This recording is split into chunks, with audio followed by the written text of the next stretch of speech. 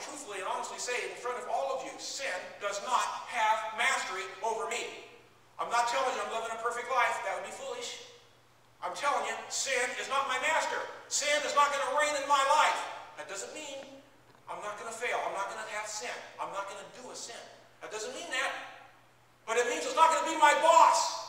It's not my slave taskmaster. I'm not enslaved.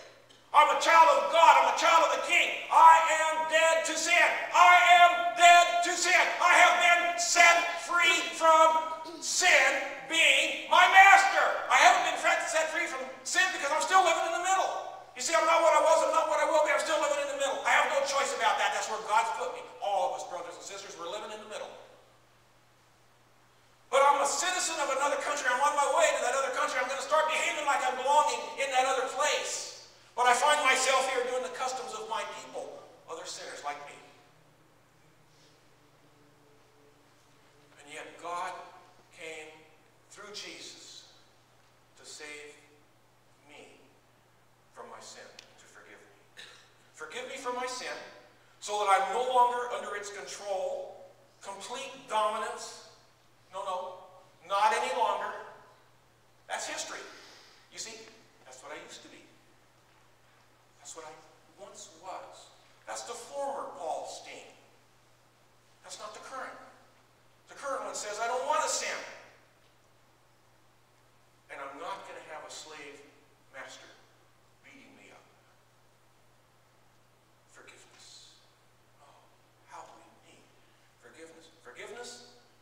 1 John 1:9, from all unrighteousness.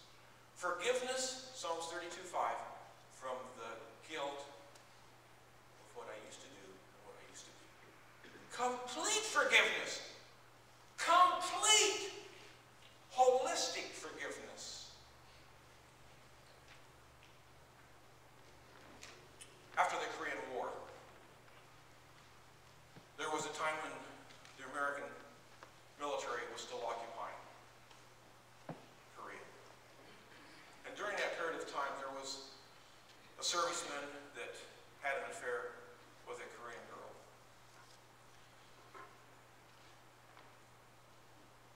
That union caused the girl to get pregnant. And once she found out she was pregnant, the military pulled out.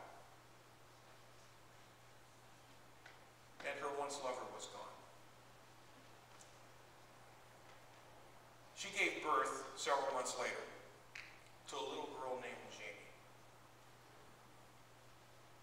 Jamie was a girl that didn't look like all the other kids. Jamie had light-colored hair that was curly and fluffy. She had light-colored skin. She didn't look like the other girls.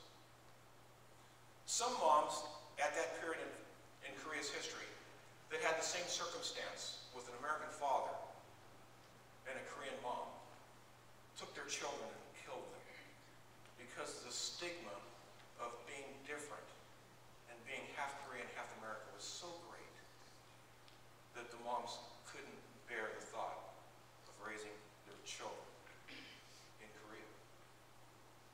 Jamie's mom knew that, but Jamie's mom said, I'm not going to do that. She said, I'm going to raise Jamie as best I can. And for 7 years, she did that. She gave her everything that she could possibly get. She was a poor mom. She had no work. She would just do odd jobs to raise a little money, to pay the rent, and to put food on the table. And it was just struggling. Jamie had almost no clothes. She had one set of clothes. The mom was in the same predicament, just almost nothing. It was almost more than Jamie's mom could bear. Just almost couldn't take it. One day they were walking through downtown, and Jamie saw a bakery with some fresh cookies in the window. It was early in the morning.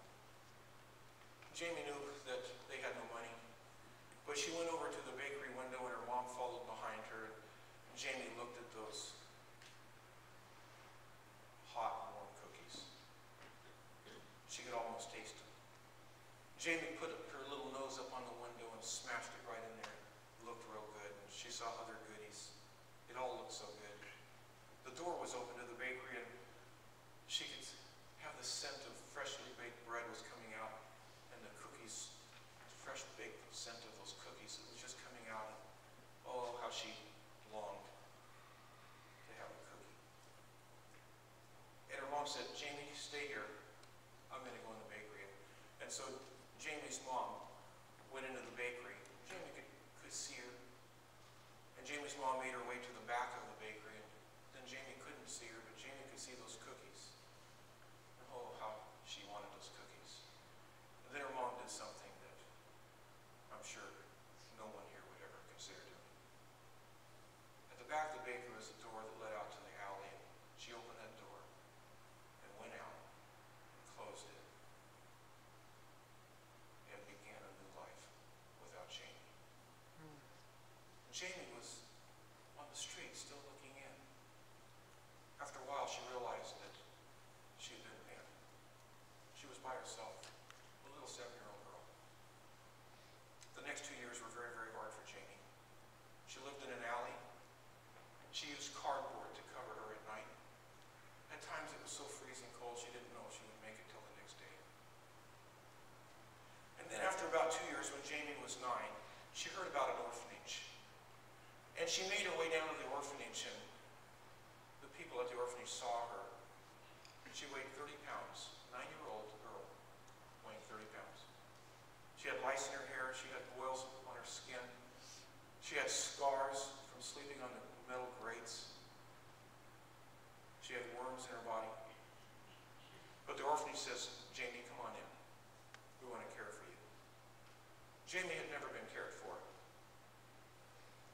Shortly after arriving at the orphanage, the news went around that there was a couple from America coming the next day to adopt a little boy.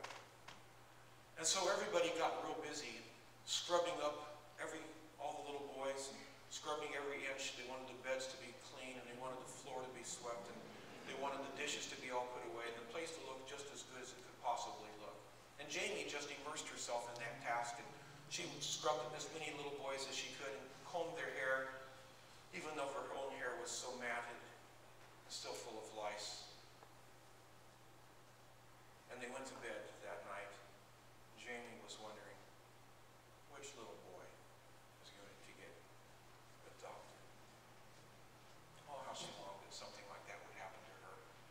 The next morning, bright and early, all the kids were up. They were dressed in clean clothes because they had just washed them. And in came the American couple. And she looked up at him. And Jamie thought to herself, that's the biggest man I've ever seen. And he had huge hands. And she watched as he went from one little boy to the next. And with each one, he would pick up the little boy and he'd hold them. Tears were coming down the big man's cheeks.